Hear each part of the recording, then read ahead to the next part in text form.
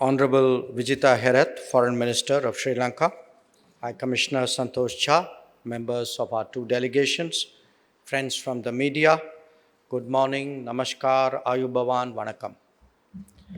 As you are all aware, I am here as special envoy of Prime Minister Narendra Modi and carrying a message for President Anurag Kumar Dissanayake. The President was kind enough to receive me this morning, and we had a detailed discussion on the damage caused by Cyclone Ditwa. The letter from Prime Minister Modi that I handed over builds on our first responder role and commits a reconstruction package of $450 million to Sri Lanka. Our talks centered around how expeditiously this commitment can be delivered. As your closest neighbor and in line with our neighborhood first and Mahasagar policies, it was only natural that India stepped forward at a time when Sri Lanka faced a crisis. We have done so when you were going through economic difficulties as well. In the case of Cyclone Ditwa, you would appreciate that India has also been a strong advocate of cooperative disaster response. The Coalition for Disaster Resilient Infrastructure was a notable initiative that we led in this regard.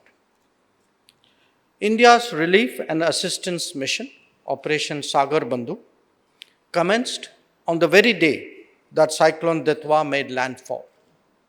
Our aircraft carrier, INS Vikrant, and another ship, INS Udaygiri, were present at Colombo and delivered relief materials and thereafter also deployed helicopters. Thereafter, a number of Mi-17 helicopters of the Indian Air Force were active for a period of more than 2 weeks in Sri Lanka. An 80-member National Disaster Response Force contingent arrived simultaneously and conducted rescue and relief operations. The Indian Army set up a field hospital with 85 medical personnel near Kandy, giving emergency care to more than 8,000 people. 2 modular Bhishma emergency care units were also airlifted to Sri Lanka and utilized. Given the scale of the damage, restoring connectivity was clearly an immediate priority, and this was in fact discussed between His Excellency President Dissanayake and Prime Minister Modi in their telephone call. A large number of Army engineers erected a Bailey Bridge transported by C-17 aircraft at Kilinochchi, which Minister Herath referred to earlier in his remarks. One more Bailey Bridge at Chilau is currently under construction. Overall, Operation Sagar Bandhu delivered over 1,100 tons of relief material, including dry rations, tents, tarpaulins, hygiene kits, essential clothing, and water purification kits. About 14.5 tons of medicines and medical equipment were also provided. Yet another 60 tons of equipment was brought to Sri Lanka to assist the relief operations.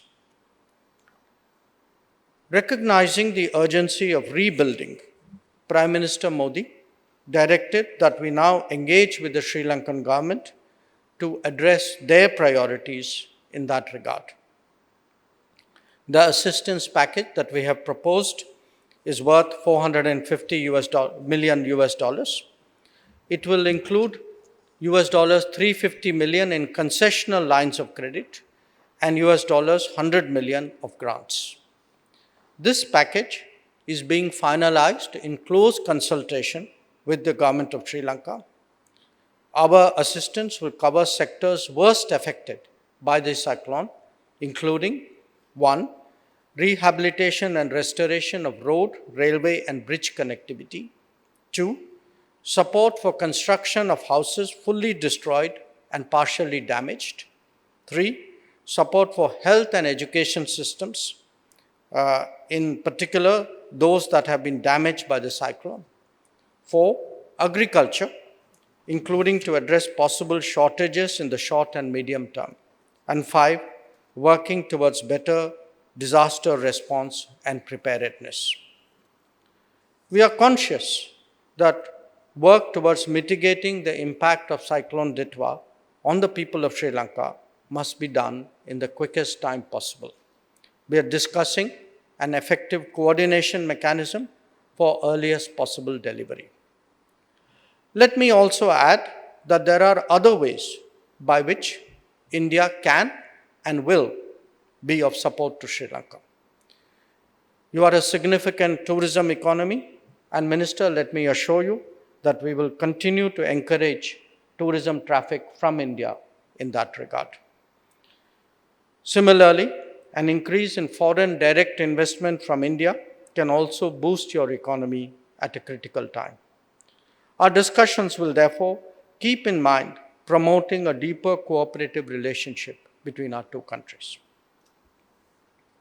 Friends, we fully recognize that this is a very difficult period for Sri Lanka. Just as it was recovering from the economic crisis of 2022, this natural disaster has created new difficulties. We have seen in the past the strong resolve and strength among the people of Sri Lanka to overcome challenges and to march ahead.